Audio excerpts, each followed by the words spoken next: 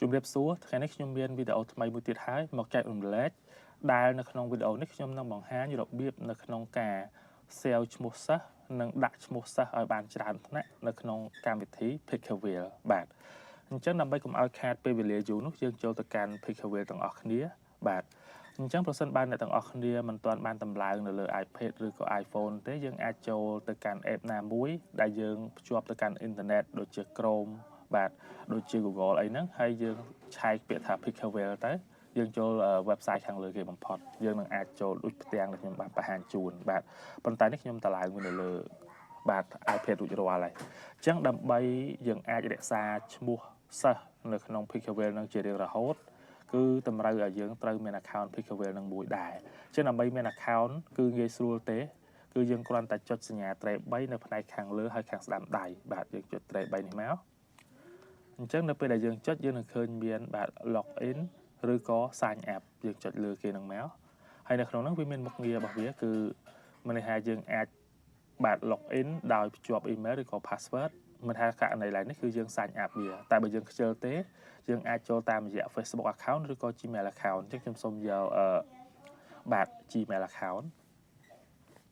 អញ្ចឹងនៅពេលដែលយើងចុចទៅវានឹងឲ្យយើងទៅភ្ជាប់ជាមួយនឹង Gmail ណាមួយរបស់យើងអញ្ចឹងខ្ញុំសូមភ្ជាប់ Gmail មួយបន្ទាប់មកយើងចូលពាក្យថា continue បាទអញ្ចឹងនៅពេលដែលយើង login ទៅវាលោតផ្ទាំង successful នេះមានថាយើងរួចរាល់ហើយអញ្ចឹងយើងចុចដានអញ្ចឹងមានន័យថាយើងបាន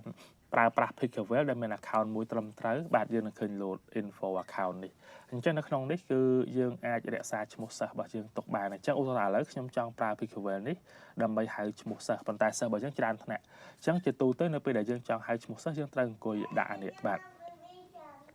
សរសេរឈ្មោះសិស្សកខកឬក៏ខ្ញុំសូមដាក់អក្សរអង់គ្លេសអញ្ចឹងទៅបាទអញ្ចឹងយើងត្រូវវាយម្ដងមួយធ្វើឲ្យយើងមានការហត់ហើយមើលទៅដូចស្មុគស្មាញដល់ហើយអញ្ចឹងកុំឲ្យពិបាកគឺយើងអាច copy ឈ្មោះសិស្សរបស់យើងចេញពី Word Excel PowerPoint អីក៏ដោយចេញពីប្រភពដែលយើងទទួលបានឈ្មោះហ្នឹងហើយយកមកផាសនៅក្នុងហ្នឹងប៉ុន្តែឈ្មោះសិស្សខ្ញុំបានដាក់ក្នុង Telegram រួចរាល់ហើយអញ្ចឹងនៅក្នុង cell នេះអញ្ចឹងខ្ញុំចុចវាឲ្យ copy មកបាទ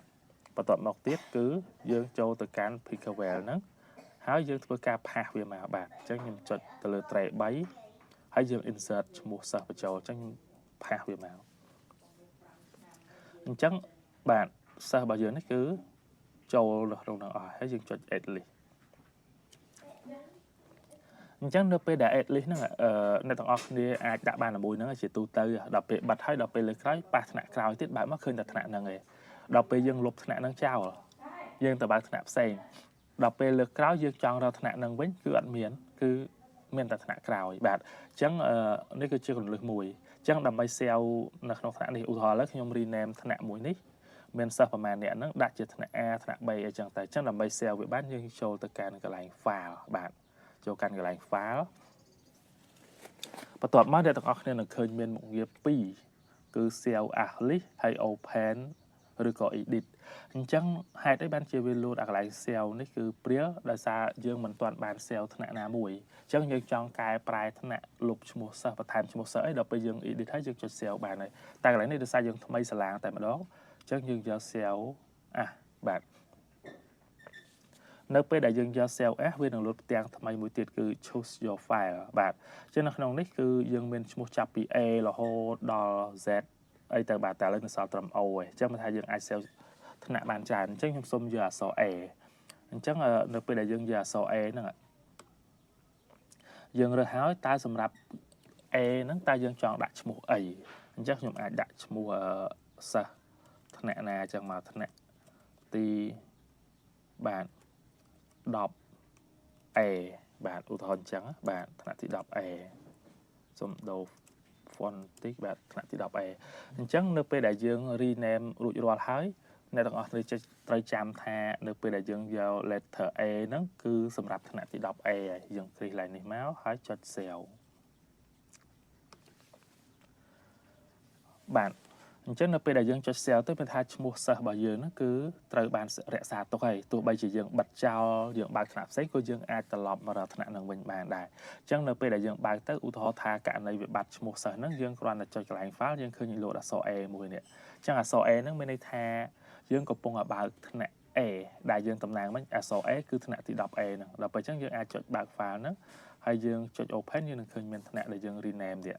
មានថ្នាក់ A ហ្នឹងគឺថ្នាក់ទី 10A តែមានអីផ្សេងទៀតអត់មានទេព្រោះឲ្យយើងទៅតែ save បានមួយថ្នាក់អញ្ចឹងយើងអាចចុច open តែបើយើងចង់ delete ថ្នាក់ហ្នឹងក៏បានដែរចុច delete ហ្នឹងទៅគឺថ្នាក់ហ្នឹងលែងមានដែរយើងលែងរក្សានៅក្នុង account របស់យើងហើយឥឡូវឧទាហរណ៍ថាខ្ញុំចង់ save សិស្សមួយថ្នាក់ទៀតប៉ុន្តែខ្ញុំសូមយកទិន្នន័យចាស់ដដែលណាតែយើងឧបមាថាសិស្សថ្មីយើងបាន copy ឈ្មោះរួចរាល់ហើយអញ្ចឹងយើងចុចកន្លែង file ហ្នឹងមកហើយបន្ទាប់មកទៀតយើងចុច open បាទហើយយើង clear បាទឬក៏យើងមិនបាច់ក៏បានដែរយើង clear ហ្នឹងចោលមកវាអត់ប៉ះពាល់អីទេបាទនេះមិនថាយើងលុបឈ្មោះសិស្សនៅក្នុងថ្នាក់ហ្នឹងចោលអស់ទៅតែវាអត់ប៉ះពាល់អីជាមួយនឹងសិស្សចាស់ទេយើងលុបវាអស់មកបាទអញ្ចឹងសូមលុបអស់បន្ទាប់មកទៀតយើងចុចសញ្ញាត្រេ3ហ្នឹងហើយយើងផាសឈ្មោះសិស្សថ្នាក់ថ្មីចូលមកអញ្ចឹងខ្ញុំសន្មតថាខ្ញុំបានដាក់សិស្សថ្មីហើយយើង add ចូលអញ្ចឹង add ចូលនៅត្រង់នេះវាមិនទាន់ប៉ះពាល់ទៅថ្នាក់ចាស់ទេហើយក៏មិនទាន់បាន save ឈ្មោះថ្មីដែលយើងកំពុងដាក់នឹងដែរអញ្ចឹងដើម្បី save អាឈ្មោះហ្នឹង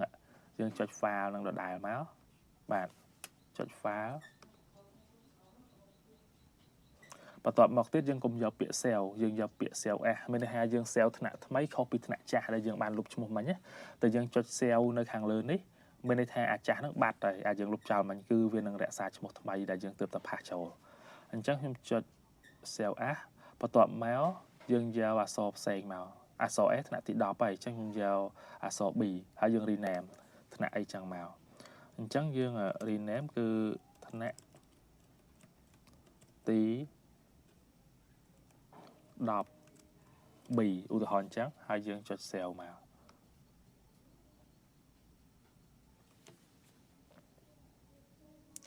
បាទអញ្ចឹងនៅពេលនេះយើងនឹងឃើញលូតអក្សរ A និង B នេះឃើញទេបាទនៅកន្លែងនេះយើងកំពុងបើកថ្នាក់ B គឺថ្នាក់ទី 10B ហើយអញ្ចឹងនៅកន្លែងហ្នឹងអ្នកទាំងអស់គ្នាអាច save សិស្សបានច្រើនថ្នាក់រហូតដល់ថ្នាក់ O បាទដូចខ្ញុំបង្ហាញមិញអញ្ចឹងនៅពេលដែលយើងចង់បើកថ្នាក់ដែលយើងបាន save ចាស់ឥឡូវឧទាហរណ៍ថាថ្ងៃហ្នឹងខ្ញុំមកត្រូវថ្នាក់ B ខ្ញុំត្រូវថ្នាក់ A អញ្ចឹងយើងចុច file ចុច open or edit ហើយយើងជ្រើសរើសបាទចូលថ្នាក់ A ហើយបន្ទាប់មក open អញ្ចឹងវានឹងលោតឈ្មោះថ្នាក់ A ហ្នឹងឲ្យយើងតែម្ដងបាទអញ្ចឹងនៅក្នុងវីដេអូនេះខ្ញុំមានតែប៉ុណ្្នឹងទេសូមអរគុណច្រើនជម្រាបលា